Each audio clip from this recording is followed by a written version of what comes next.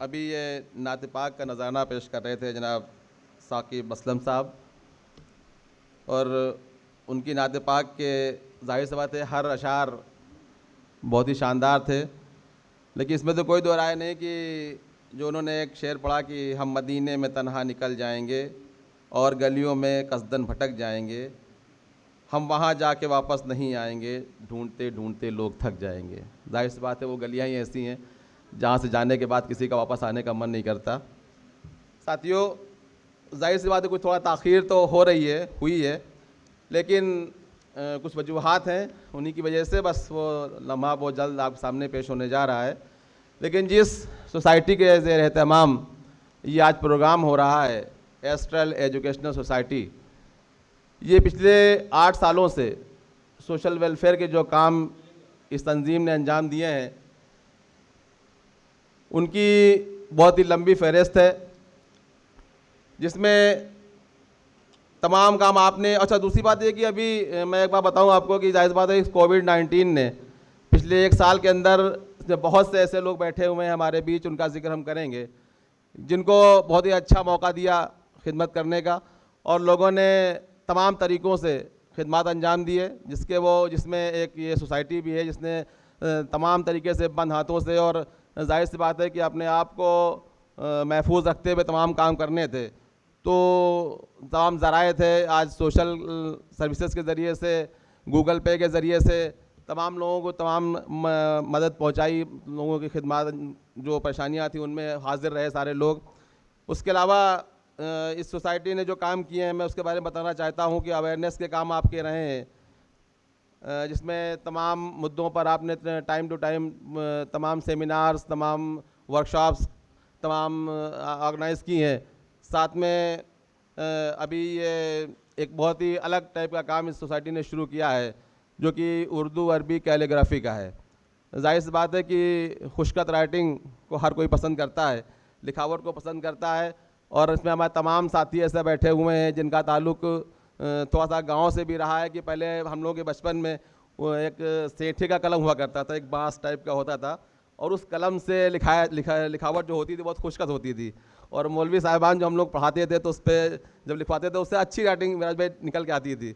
तो उस काम को इस सोसाइटी ने आगे बढ़ाया है और उसका पूरा एक सिस्टम है, और काफ़ी बच्चे मुस्तफ़ीद हो रहे हैं इस वर्क के ज़रिए से। ये मुशायरा और कवि सम्मेलन का प्रोग्राम भी पिछले कई सालों से हम लोग ऑर्गेनाइज़ कर रहे हैं, और इस बार भी इसको बहुत ही आला मुकाम पे ले जाके करने का इरादा था हम लोगों का, लेकिन इत्तेफाकन जाहिर सी बात है कि दोबारा फिर ये वेव्स हावी हुई और कुछ दिक्कतें हम लोग सामने आईं, उससे सब वाकिफ़ हैं। खैर, प्रोग्राम आपके सामने इंशाल्लाह बस शुरू होने वाला है, और आज का जो हमारा सेगमेंट है उसमें 2-3 पार्ट्स हैं जिनके बारे में मैं आपको बताना चाहता हूँ। एक तो हमें कुछ जो बच्चों ने अभी कैलीग्राफी में अच्छा वर्क किया है उनको कुछ सर्टिफिकेट्स दिए जाएंगे। साथ में एक बहुत ही अहम काम जो होना है वो है सोसाइटी के ज़रिए से स्टार अवार्ड देने हैं हमें कुछ अलग अलग शोबों में काम करने वाले लोगों को, जिसमें एक बहुत ही अहम नाम, और वो मोहतरमा हमारे बीच मौजूद भी हैं, जिन्होंने इस कोविड के वक्त में जिस तरीके से बेलौस तरीके से काम किया है, खुले हाथों से बंद हाथों से काम किया है, वो है मोहतरमा सैयद ज़रीन साहिबा। हम उनको भी आज अपना सोसाइटी के ज़रिए से स्टार अवार्ड देना चाहते हैं। उसमें अगला नाम भी ऐसा है जो कि किसी तारुफ का मोहताज नहीं है, चाहे वो बाराबंकी हो, लखनऊ हो, अपना मुल्क हो, और यहाँ तक कि मुल्क के बाहर भी जिसने सोशल वर्क में काम किया है, वो नाम है जनाब मेराज हैदर साहब का। आज उनको भी हम इस अवार्ड से नवाजने जा रहे हैं। एक और नाम हमारे बीच में राइटिंग के मामले में है, और राइटिंग क्या बल्कि हम उनको जितने भी नामों से मुखातिब करें वो कम होगा।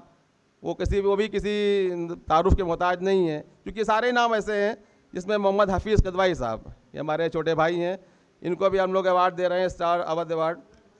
एक और नाम जिसको आप टाइम टू टाइम पूरे लखनऊ ही नहीं, लखनऊ के बाहर भी इनकी आवाज़ को आप सुनते हैं, और वो नाम है जनाब आफ्ताब आलम साहब का, जो कि रेडियो मिर्ची कॉन्टेंट हेड भी हैं, और आज वो भी हमारे बीच में है। ये हम सब की खुशकिस्मती है।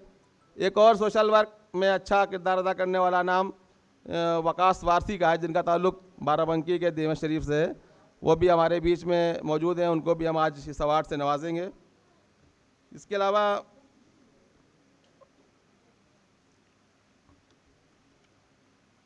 इसके बाद मुशायरे की बाज़ाब्ता शुरुआत कर दी जाएगी और बैजेस लगाने का काम हो रहा है। अभी बैज हमारे जितने भी शोरा हैं और हमारे चीफ गेस्ट हैं उनको बैज लगाए जा रहे हैं, और इसके बाद हम अपने चीफ गेस्ट को स्टेज पे बुलाएंगे। और बहुत शुक्रिया।